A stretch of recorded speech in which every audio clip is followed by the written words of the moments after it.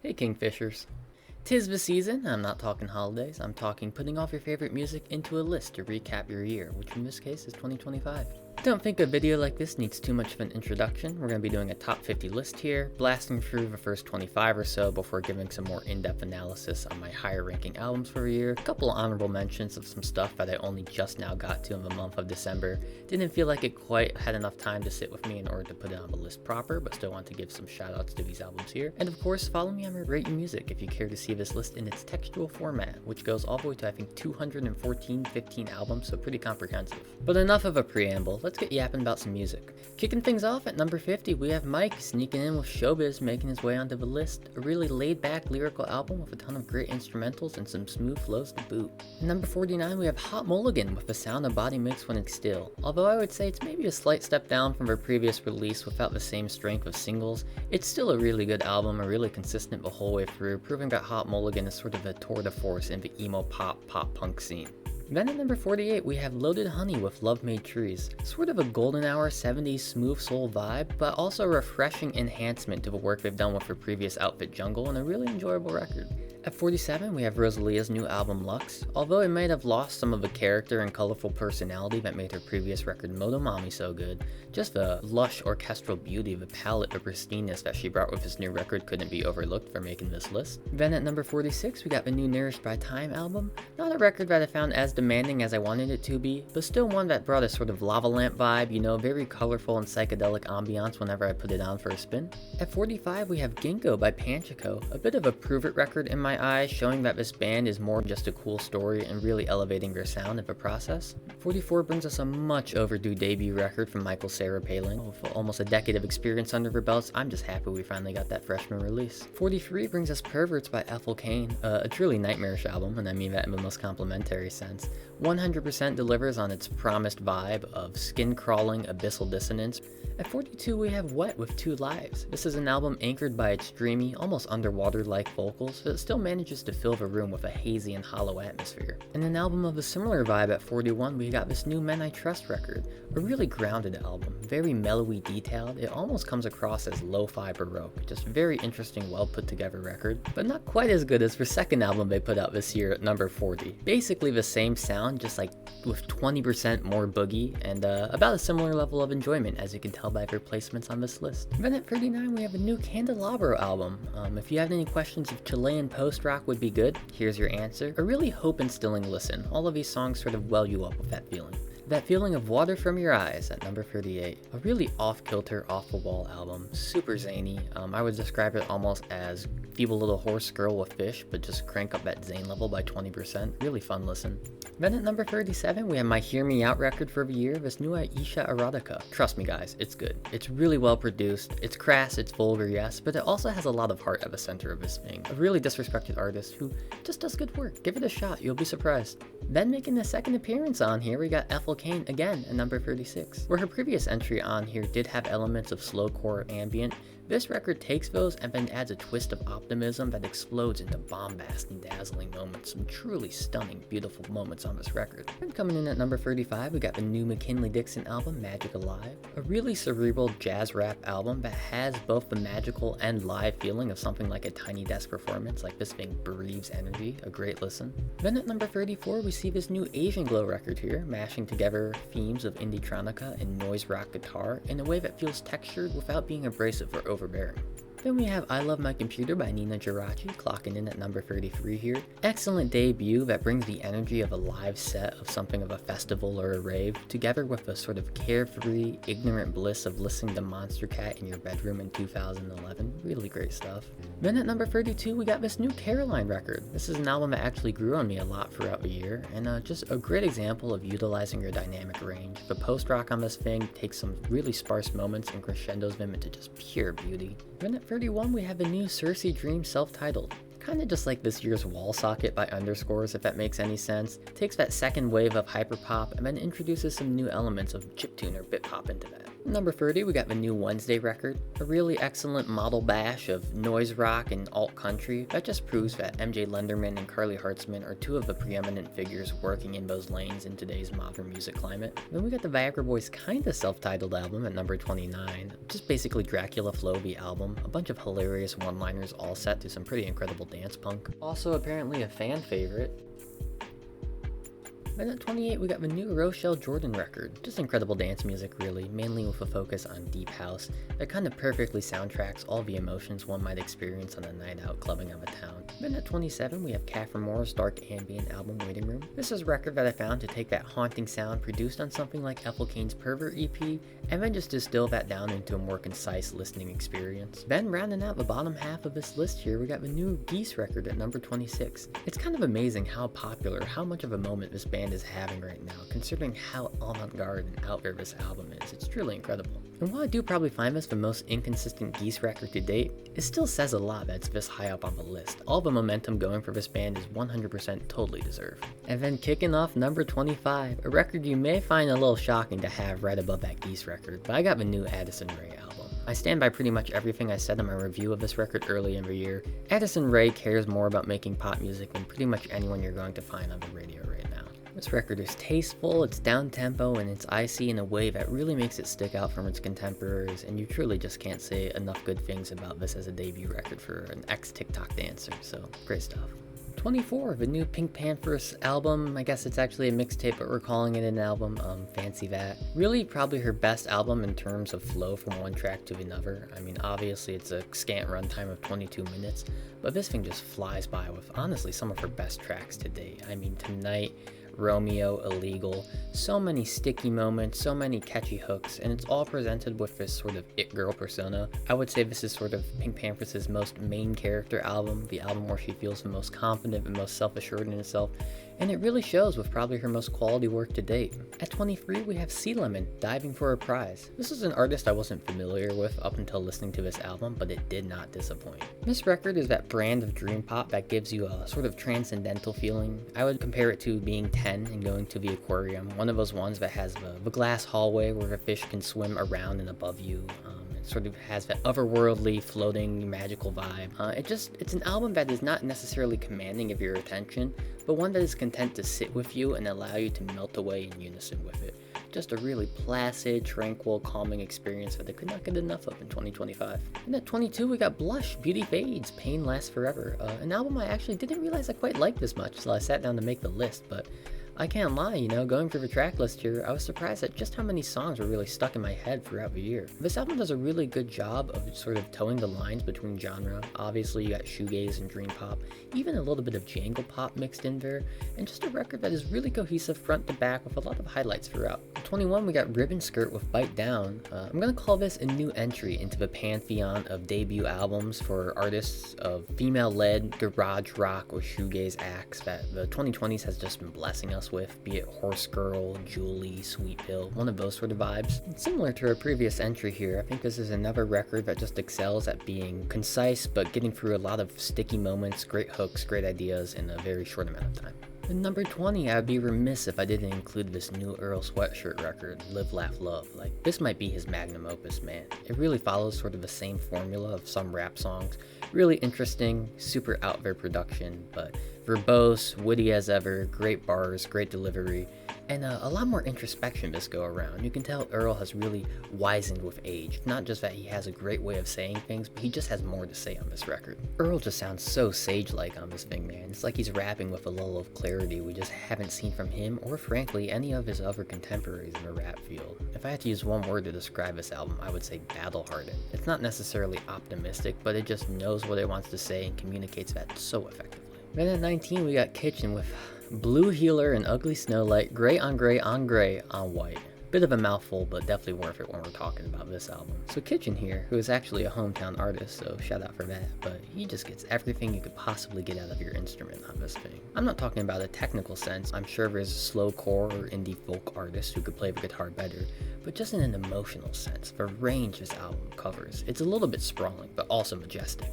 There's some truly morose, weeping moments that are complemented by some inexcusably energetic riffs. And while this album is arguably a little bit of a mess, I mean, the title alone should tell you that things are sort of run on. There's a lot of big ideas on this album. Just the evocative moments that Kitchen is able to wring out of that experience makes the listen totally worth it and one of the best of the year for me. Following that, we got Julia Wolf with Pressure at number 18. This album is so Y2K coded. I mean, this is a Linkin Park pilled album. It has these influences of alternative metal and post-grunge and nu metal that exist in an almost pre-cringe era, before the concept of cringe was invented and everyone wanted to be nonchalant and not put themselves out there.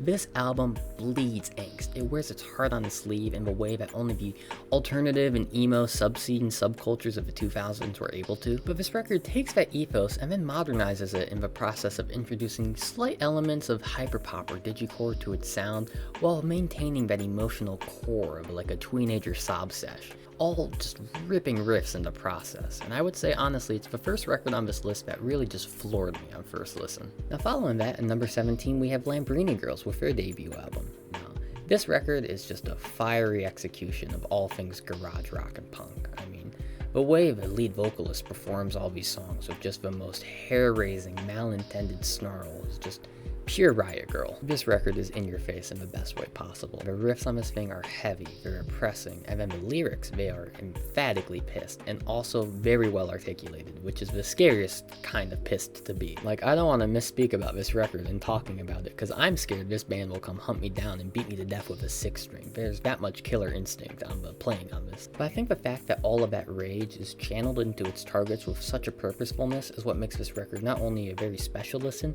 but a truly cathartic listening experience. Following that, at number 16 we have Yule, Evangelic Girl is a Gun. My first impression of this album was that it was almost the cutting room floor, the aftermaths of the glitch pop and art pop that did not make her 2023 release Soft Scars, but upon further analysis I decided, who cares? I think even if that is true, all that means is that you're starting from a great foundation, because that album's amazing, and then you're just giving this album a chance to blossom into these weird, chaotic, dissonant moments that give it a personality of its own. I'm kind of just a sucker for the grunge goth aesthetic this album was marketed with, and I think the singles did a really good job, honestly, on delivering on that promise while also being really catchy to boot. I mean, be it the title track, or 1967, Doot Doot, Echo, like these are all songs that are great in their own right, feel cohesive packaged together, and overall just continue to prove to me that Yule is kind of dominating this field of art pop in terms of consistency and quality output throughout the past couple of years. At 15 we have Key vs. Locket, I Feel Like a Sketch. So for those of you who don't know, Key vs. Locket is actually a side project of artist Wikipedia,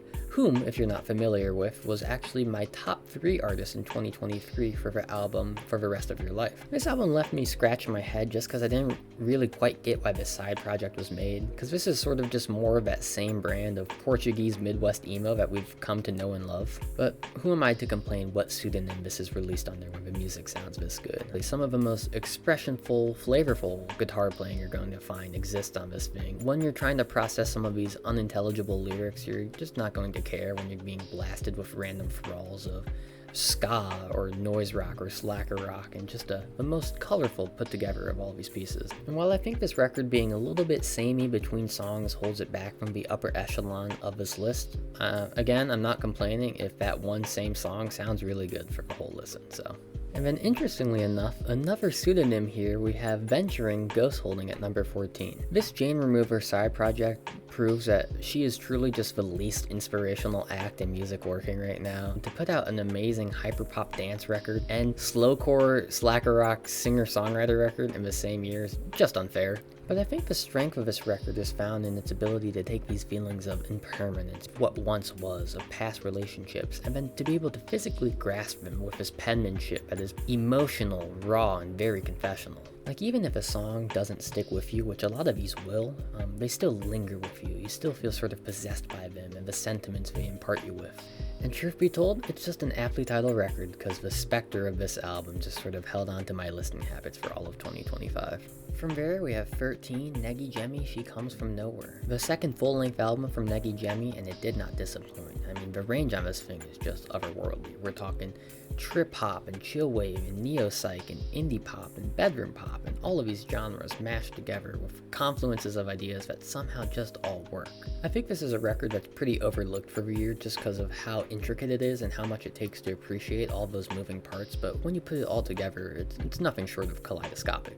I'm just impressed by this album's ability to take big swings, bouncing from swanky to mournful to dancey in a way that it all feels really colorful and really cohesive, and it's just proof of concept of Negi Jemi being a really excellent producer and arranger on this thing. And not much more to say than that. When you're putting together a record that is both nostalgic and forward-thinking, you're doing something right. And then at number 12, it should be no surprise that Clips with Let God Sort 'Em Out made the list. After almost 2 decades of hiatus, it's just incredible that Malice and Pusha T were able to put together an album that sounds like they never even left off. I mean, there is so much intent and weight to the words behind this album. It's been so long since we've heard them rapping like this, it's almost like they're doing a pastiche of their own sound, which is just kind of incredible to see. But don't let all of that distract you from the magic behind the curtain that is actually Pharrell producing most of this album. I mean, the instrumentals on this thing are just otherworldly. They all emanate swagger, they are lethal. He did such a good job putting this thing together. So many of these beats are, would dare say, legendary. Like, we have to start thinking Pharrell is one of the best producers of all time after listening to this album. It's incredible stuff. And although a pretty to-the-point record, I mean, it is again just another rap album about moving weight, but after the weight of this reunion to finally occur, you could not be more happy with how the results bared out. And then just missing out on the top 10, we got Model Actress with Pirouettes. This thing is so emotional. It lives in the dark and the danger and the conflicting experience of the highs and the lows of a night out. It is the breaths of the decompression after, of the processing of the loss and the wounds that you experience. It is just truly powerful stuff. I just love how this record tackles the mysteries of a night and grapples with the fact that they're paradoxically electrifying and terrifying through the lens of someone who's alone and queer in a world that does not like that they are either of those things. I'm just amazed by this record's ability to articulate that to someone who doesn't live in that world, who can't possibly get these experiences, and break down all the minute ways that the psychic damage can occur to someone occupying that headspace, and the trauma and the grief that comes with processing all of that. And it's astounding to me how the thematicism of this delicate topic, this delicate subject matter, is tied into this industrial dance punk sound with this heavy, brutalizing percussion that just beats the message right into your skull. Like, there's no room for subtlety on a song that talks about being a 5-year-old boy who wants to throw a Cinderella birthday party and not understanding the cultural taboo that comes with that, and thus experiencing the bludgeoning all the way back to the furthest recesses of your heart by the societal weight that we place on such a topic or subject matter. And it's just an album that is too full of ideas that are big and affecting to put into words, all captured so beautifully with so much emotion, and handily one of the most affecting albums of the year. It's a very heavy album at number 11, so we're just going to take a second to process and steal our spirits as we move into the top 10 proper. And kicking off the top 10, we got Revenge Seekers by Jane Remover. Adrenaline, in one word. This album is just banger after banger after banger after banger after banger. Bit of a 180 from the more in-depth analysis we just did, but this one's pretty straightforward. It's an album designed to just make you dance. Like, you will experience a psychic compulsion to bob your head listening along to this thing. And you can try to talk yourself out of this album by saying the simplicity of that approach of just get up and dance sort of undermines anything that would be special about this listening experience. But I would counter by saying this isn't just stadium music, this is sold out stadium music. Like, this is a cut above the rest. It is just doing something different. The constitution of this album is just a cheat code that some of the other dance or electronic artists don't have. It is just exhilaration in its purest, most distilled form. Just putting this thing on and listening to it is going to make you feel like you're the person on this album cover, and I don't know if there's anything cooler than that. From there, at number 9, we have Bet Cover with Yuki. This is the definitive release from jazz rock, art rock outfit Bet Cover, and if I had to put it in a single word, this thing's swanky. This thing jaunts through its runtime in a way that is sort of sleazy but wholesome. If you can imagine like a smoky poker parlor basement, but like it's in a Disney animation, so it's not as nefarious as one might think. Just an immaculately played album. I mean, mean, talk about this band sounding tight-knit. That pianist is playing the hell out of those keys, and the lead vocalist sounds as manic as ever, and it's this weird, disparate mismatch of parts that creates this enveloping gray area between jazz and prog and all these different genres that just kind of rebounds from rambunctious to leery to spooky. It's a record that really understands the push and pull between slow burn and intense moments, and is a listen that I just found discovering new things about it, little pieces and trinkets in the mix or the instrumentation that kept me coming back throughout all of 2025. And then at number 8 we have the most inventive pop record of the year, Saya by Saya Gray. This record inhabits a beautiful uncanny valley of pop music, where it's got all these bells and whistles and catchy hooks and little pieces of ear candy that make it accessible, but it's also inaccessible and brave and daring and brash and picky enough to do what it wants. The result is a record that's just a beautiful cacophony that ping-pongs between all these wonderful sounds. I mean, be it spacey synths or jaunty folk songs or acoustic power ballads, trap instrumentals, bedroom R&B, this record has it all. While all the while being just the most pointed character assassination of whatever ex spurned her on this record. I mean, Saya's riding her tongue, she is holding nothing back on this thing. There's some pretty cutting work on here. There's so many intonations, so many voices, so many ways of delivering this message that you just don't see in pop music, and the result is a record that is so stylized and purposeful in the pop landscape that doesn't reward that behavior that you just have to love to see it. From there, we got a record familiar to the channel. At number 7, we got Mama and Welcome to My Blue Sky. Don't want to dwell on this one too long, seeing as we already covered it on a separate video on this channel, and I'm sure this video is already way too long and rambly, but suffice it to say that if you indulge the idea on your record of, hey, what if we just made every song really good and no skips, you're gonna make the top 10 of my list. And then just out of the top 5, at number 6, we got Winter with Adult Romantics. I usually feel like shoegaze and star power are kind of incompatible concepts due to the artist of a genre sort of being anonymous behind the walls of sounds that they create, but that is not the case here on this Winter record. Immediately, as soon as she sings the first note on this record, her voice is right front and center in the mix, and is sort of a commanding presence that whisks you through the melting pot of emotions that this record has to offer. I think true to the branding of this album's cover and title, each song on here has a unique angle of attack for unpacking its own hormonal potency, we'll say, of taking the sense of ennui of figuring stuff out in your early 20s and imbuing that into the music. It's just one of those records that could either rip you apart or put you back together, and you could just throw on and let it be whatever you need it to be for that listen. And with that brings us to our top 5, kicking things off with May Simone's Animaru. If you've noticed the resurgence of bossa nova in these past years, Biba Doobie does a song, Billie Eilish does a song, Leve and all the sort of Leve likes out there, this record is the culmination of all of that effort. What a hyper-composed record. I mean, easily, effortlessly the most dynamic application of bossa nova I've heard this decade. We're talking about some nutty arrangements on this thing, just like stabs of drums and stings of strings freewheeling in and out with the applications of something like a math rock record. It's unreal. Just enchanted by the care and the artful touch that Simone's colored in this record with. I mean, there's never a dull moment on this thing. It's just a explosive technical application of guitar and a fireworks show of musicality. Just some absolutely shock and awe moments on this thing, which is crazy to say for a bossa nova record, but just speaks to how boundary pushing and challenging this listen was. Truly, undoubtedly, a record that filled me with so much wonderment, and handily just one of the most whimsical records of 2025. But let's pivot out of whimsy and into wordsmiths here, because at number 4 we have John Michael and Anthony James' Ego Trip. Jeez, man, this entire record sounds like the 1 in every 1,000 reels you're gonna get in your algorithm that is just someone going nutso dummy stupid on a drum pad, just cooking up the most inane, insane, unreal beats you've ever heard. It's all accompanied by just the most electric performances I've ever heard from John Michael and his contemporaries on this. Like, no one else has touched a mic and been hungry on these dudes rapping on. They care about nothing more than laying down dope flows and crazy bars. It is insane, the tenacity that comes through in these performances. If I was one of these two, I would form a duo or a collective or something like ASAP. It is so rare to find another creative tour de force like yourself with similar interests and be in just perfect lockstep. These guys are in one-to-one sync across this entire record in terms of matching the energy of production to flows. When a record is just boiling blood coursing through your veins, it is that much energy, it is that heavy on the bars.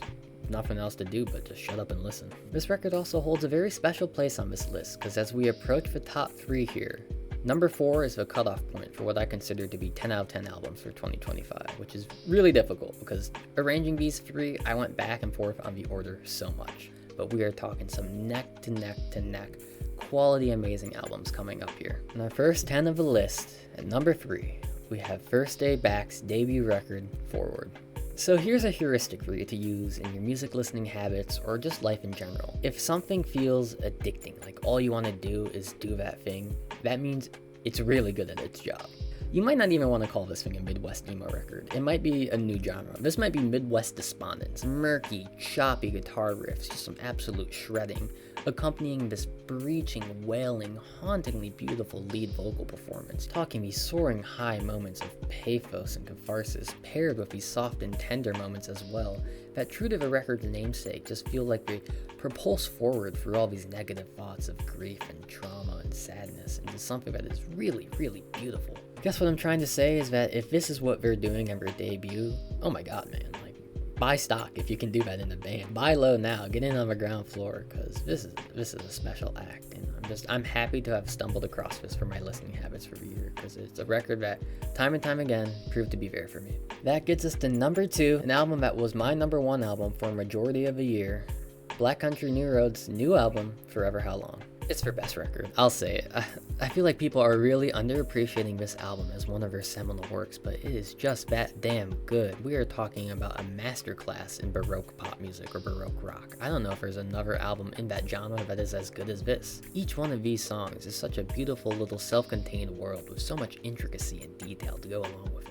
And then in that regard, it's almost impossible how well put together this record is. Like, we're talking about a collection of short stories that also feels like one cohesive overarching narrative. Each one of these songs is its own little puzzle piece with its own character and curves and individuality, but put together they form this picture of something that wasn't there before. It just doesn't make any sense how you have 3 different new songwriters and vocal performers, each making their own material that all has to feel lived in this same shared world, this same shared space that they're inhabiting. That all of these little stories they're telling feel like just different branches off of the same time and place. And in a musical sense, I mean, this album really delivers too. The band is sounding at their most lush, at their peak performance, like they've never missed a step. And all the songwriting is really intertwined with the performance of the band itself and their instruments. Take Two Horses, for example, which is sort of a summary of a story of a lone rider who, with her 2 horses, who sort of untrusting, but she takes a chance on somebody and experiences the ups and downs of the lifestyle she lives, only to be betrayed in the last verse of the song. Her horses taken away and her house burned down, and experiencing all of these conflicting emotions. And each step along the way, the music is a different passage, these different movements of a production that reflects the emotion she's feeling at the time. It sounds like the song itself is actually gallivanting through the wind, or at the climax that the burning of a barn is reflecting in the playing of the instruments. It's just, how do you conceive of that and then put it into something physical, something that can actually be listened to, is just beyond me. And on some days of the year, this is my number 1 album of 2025. But not today, and not for this video, because we got one more album to go.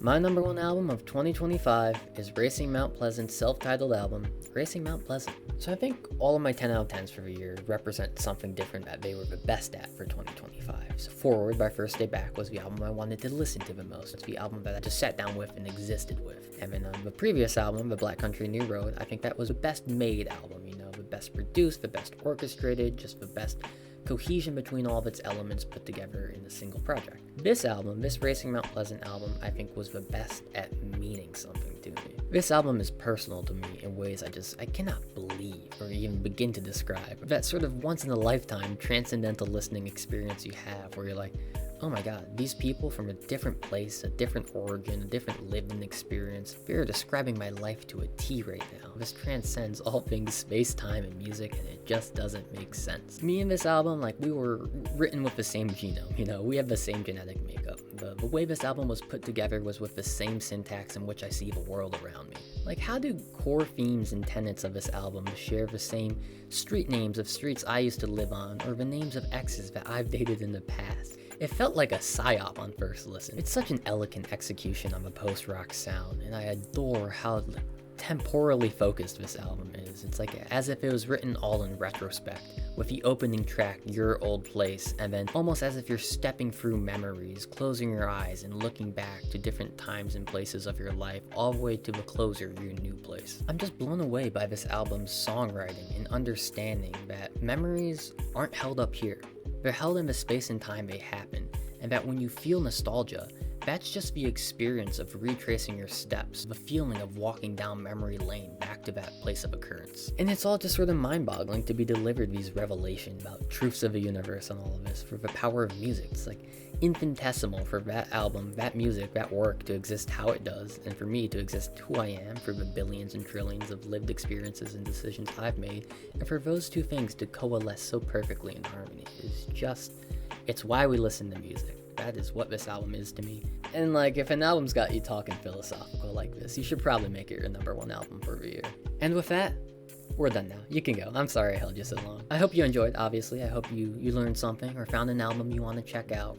That's pretty much it. Like, subscribe, drop a comment with your favorite album. I would love to see that. And I won't waste any more of your time. So thank you for watching. Until next time, bye.